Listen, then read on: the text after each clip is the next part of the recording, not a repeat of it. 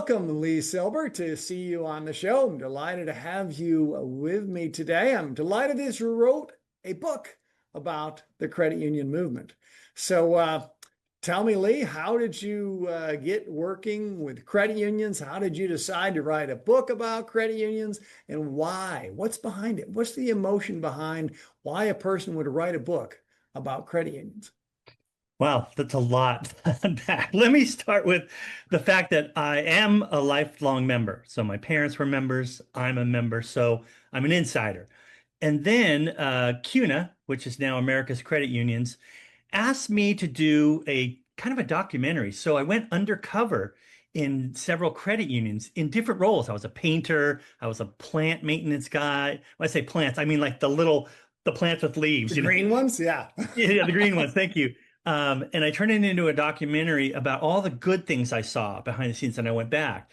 And some of the stories were so moving. There's a credit union in San Diego called Cabrillo Credit Union, and one of their tellers on Friday would drive up to Los Angeles to be with her husband who was suffering from brain cancer. And she would come back on Monday to work, and she would be bright and cheery and but they said, we really would wish we could give you, she used up all her PTO time. So this credit union, they got together and said, we're going to form a new policy that allows us to gift our PTO to this teller, and so that she could be with her husband. And she went for, I don't know, they maxed out. She was there while he went through treatment. Unfortunately, he passed away, and she had time to grieve. But I love that credit unions, especially the smaller ones, can turn on a dime like that and do something that impactful, that meaningful, not just for the members, but for each other.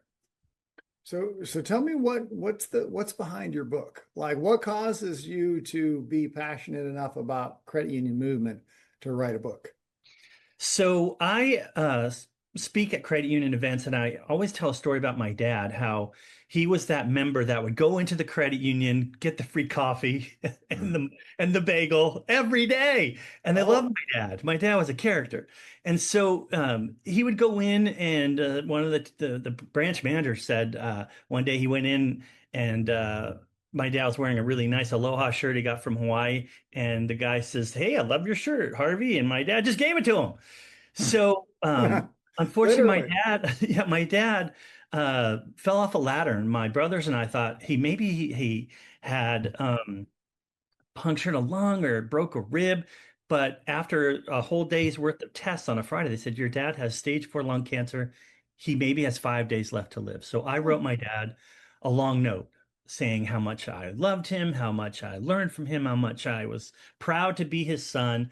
And then I had to go give a speech. So while I was in the air, he passed away.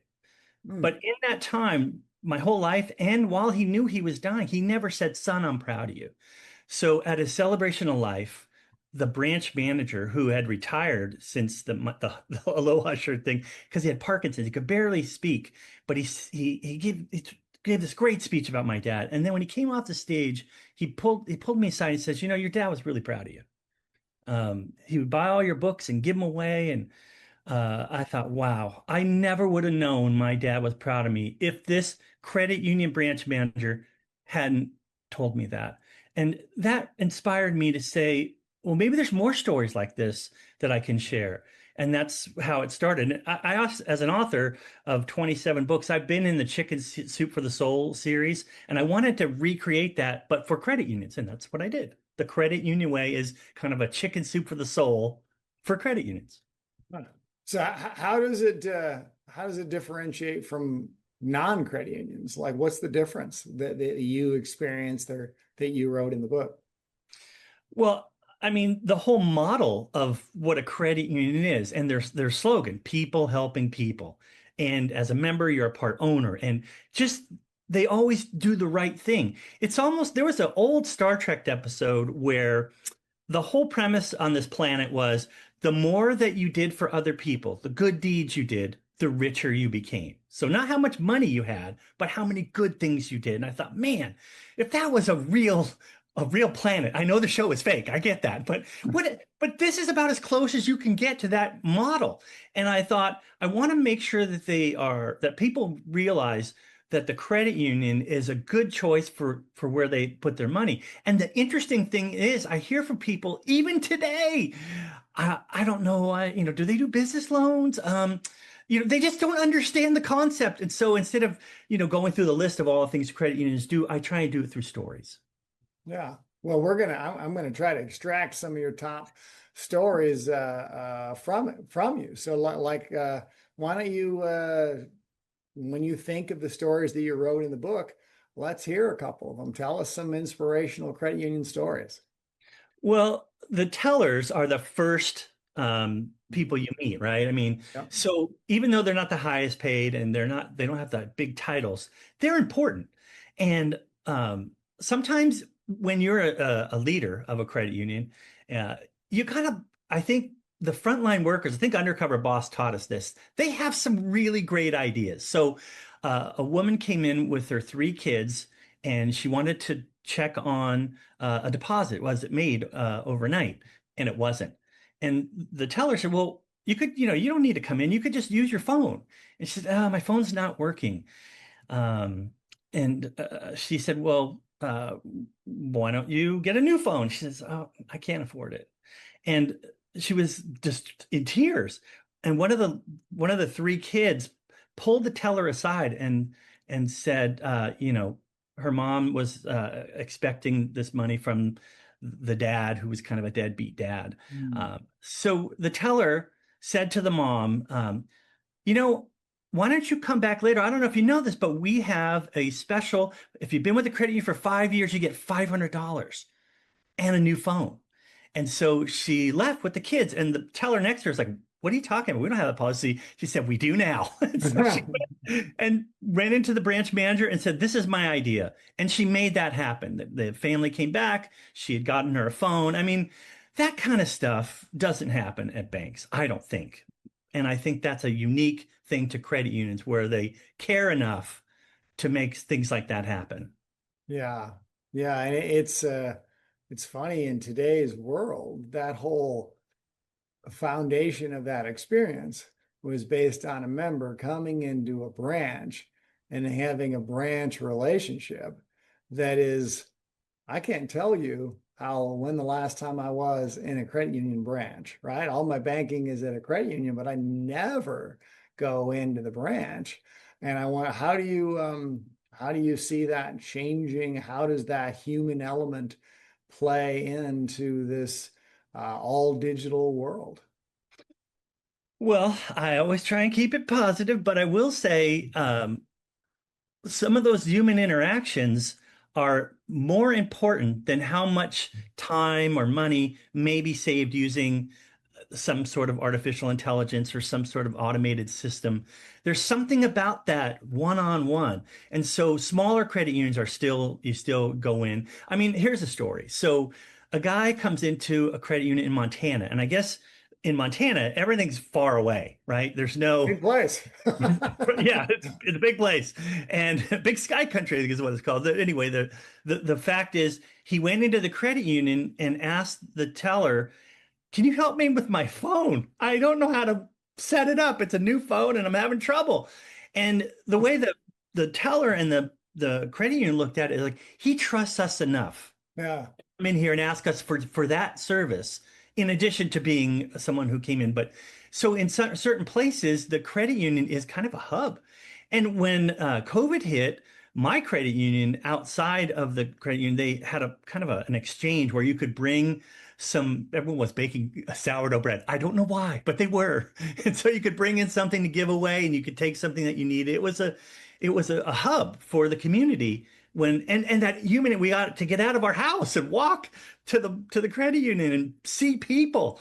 That's why it's important to balance between what is the human element and what will save time and money that could end up turning off members who are used to that. Now, you're probably thinking, well, these are the older members, the younger members, Gen Y and Gen Z. They're more comfortable with mobile apps and whatnot. But even when you can automatically deposit a check, why would you go to the credit union? Sometimes there's just something that you need to discuss, and it's so much better to see It's the coffee. It's the coffee. You went and for the the coffee, coffee. the Yeah. free coffee. Agreed. Yeah, I mean, time is so hard to come by in life, and it's like the idea of going to the credit union deposit a check versus doing it remotely is just something it's never going to happen, right? It's just not an option for people that sign up for too many things like me. But I do imagine that there is a portion of the membership that is still like that.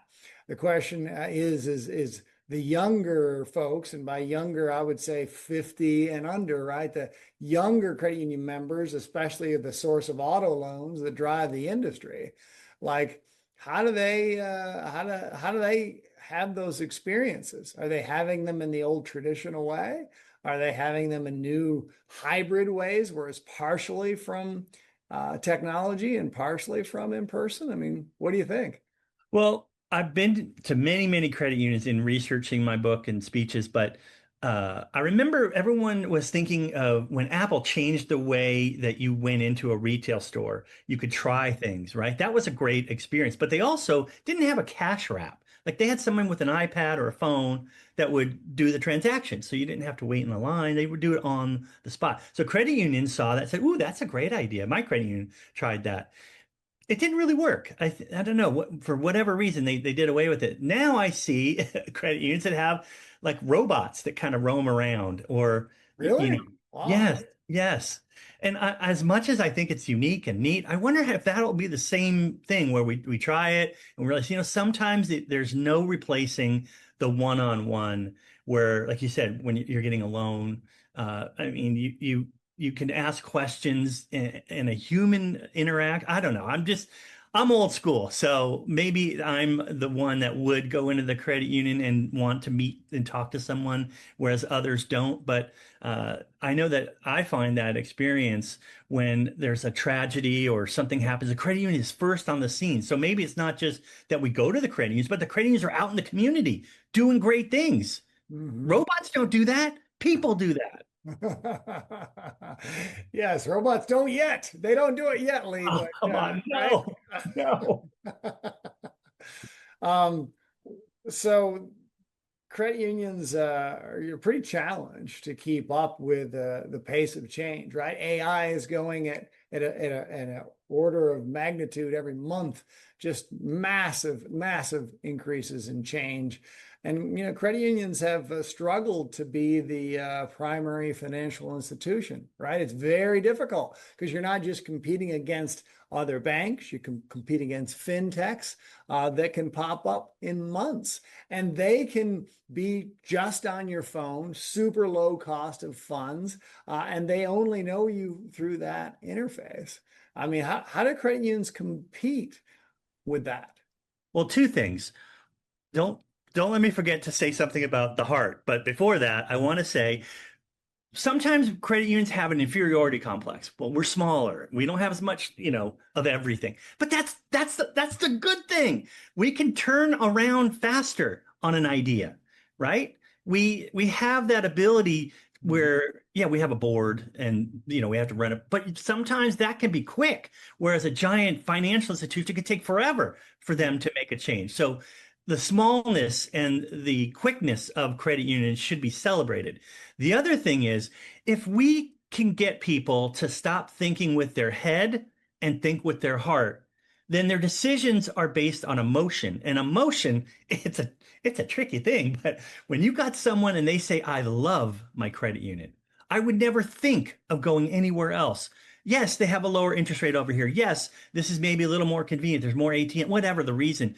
If you get them in there with their heart to think from an emotional standpoint, because it's not logical, it's Mhm. not numbers, it's a feeling, right? It's a loyalty, it's a trust. That's more valuable than a higher or lower interest rate, whether you earn more or pay less, whatever. Sometimes than the fact that they are in a relationship, a long-term relationship, and hopefully a monogamous relationship with their credit union. Or Well, that's as they, far as I'm going to take that analogy. yeah. Well, it seems like the key is that they merge these things together. I think that the the opportunity for the credit union movement with AI is to take the human element, the critical human element that you wrote a book about, and interlace that with tremendous knowledge of you, tremendous technical knowledge of what Lee Silber wanted in the past, who his family members are, how long he took a loan out for, how often he keeps an auto loan for, where his paycheck comes from, what's going on with that employer. Every possible data point that is in your database needs to be in a data warehouse organized by Lee's name, accessible by the AI, that when he interacts with the technology of the credit union, that AI is mining it to figure out how to deliver him the best possible member experience. And ideally, it's done by someone that has been in the branch that you know and trust. That's the experience I'm hoping that the credit union movement is going to be able to deliver. What you said. Yes. Yes, I couldn't say it any better. That's exactly what I'm talking about. And you just made it more succinct and understandable as I rambled on. So do you That's have a what I story? was trying to get to. Tell me a story about that, Lee. Have you got a story about that happening? Yeah, so a woman came in and she wanted to get open an account for her dogs. I mean, she loved her dogs, loved her dogs. She And sounds so interesting. yes. And the branch manager, oh well, the teller said, well, we technically a dog is a property, and that just the lady lost it. And so the branch manager came out and said, who they know each other. Like this lady had been at the credit union for so long, and the branch manager had worked her way up. They knew each other. So she said, come on, come into my office and we'll talk this through. It turns out that the owner of the dogs and the longtime member was dying. And so she wanted to make sure her dogs were taken care of. And so the branch manager knew the dogs. And she said, I'll be your executor of, I'll, if something happens, this is how, what kind of a close relationship some people have with their credit unions. So she agreed to open an account that would pay for, any long-term care for the dogs after she passes, and she would monitor it. I'm not exactly sure the technical terms of it, but Yeah.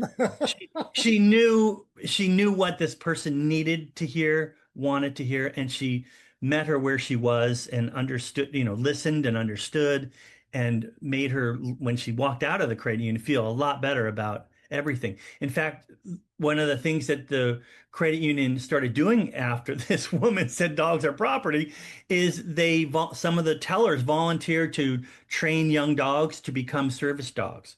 And that's part of something that they do as a service to the community. I mean, who does that? A credit union does that, right?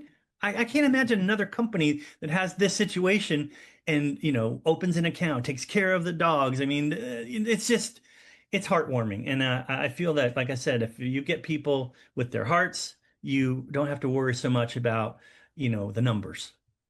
Yeah, I would posit that you need both. You must be 24/7. You must be accurate. You must be fast and have Mm, the heart, and that's how you win. yeah. Because you're going to struggle to keep up with the fintechs. You're going to struggle to keep up with the scale players and the financial institutions, but you can win the hearts.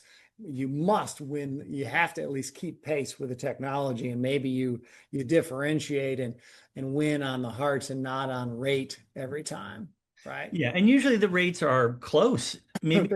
Right. Or yeah, it's not like there's a big difference. And if you have two choices, and one, my parents were members and I'm a member, and they treat me well, and I know I can trust them, versus, for a 0.5%, Yeah. it's a no-brainer. You're going to stick with Right. the credit union. Yeah, and they know me. They know me. I think Yes. that's the key is that you feel known. And I think that today, and especially maybe tomorrow, the expectation for how well they know you is going to just be much, much higher.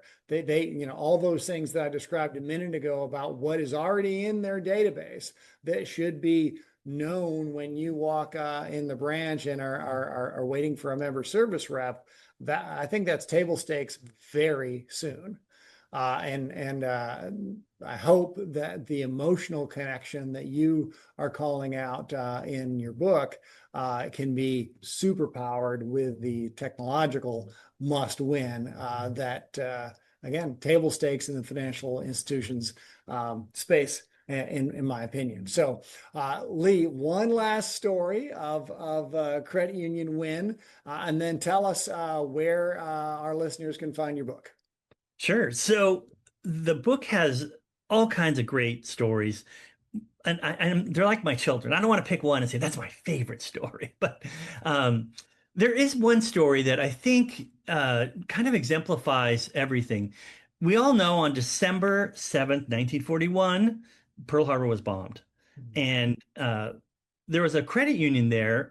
It still exists today, but in the hangar at Hickam Field, and all the service members would go in, and you'd have a passbook, or bank book, so that you'd put your bank book in on a Friday, and on Tuesday, it would all be updated with how much you would earn your deposits. So anyway, so on December 7th, the branch manager heard the attacks, and he lived a couple blocks away, so he ran to the fire, ran to the planes coming in, and wanted to save the deposits, the money, and save all the bank books. And as he ran towards the credit union, he was killed. He was gunned down by an enemy fighter plane. And I thought, wow, who else would go to that, would take that would take that kind of a risk, would be that passionate about credit unions. P.W. Eldred was his name, and it's the credit union is Hickam Federal Credit Union. So it still exists today. But the point is that kind of person. I find the people that bank with a credit union and the people that work there, there's something about them. They're just good people, right? They're just good people, and they're willing to stick up for people in their community. They go the extra mile, and so that story is one of my favorites. One of my favorites. There's a whole bunch of them. The book is available on Amazon. It's called The Credit Union Way. It was a labor of love. After I would give a speech, people would come and tell me their stories about their credit unions and how when they were financially in trouble or a catastrophe happened or something, that the credit union stuck by them, and they'll never forget that. And that's the heart that I've been trying to talk about. Sometimes it's not a financial decision, it's a emotional one, and credit union's always going to win that one. It's interesting that you make the case for smaller is better because so much of technology is a scale game. You need these massive resources to pull off, the complex technology that is required today. But you make the case that that personal interaction has no substitute. And the small credit union has an advantage. It's just the advantage is in that personal connection. And that's what you can read about in The Credit Union Way, available on Amazon right now. So, Lee, thank you so much for joining me today. Thank you for being a part of the credit union movement and supporting the beautiful things that this movement does. I will wish you much success and hope to see you on the main stage at GAC 2026. Okay. Thank you.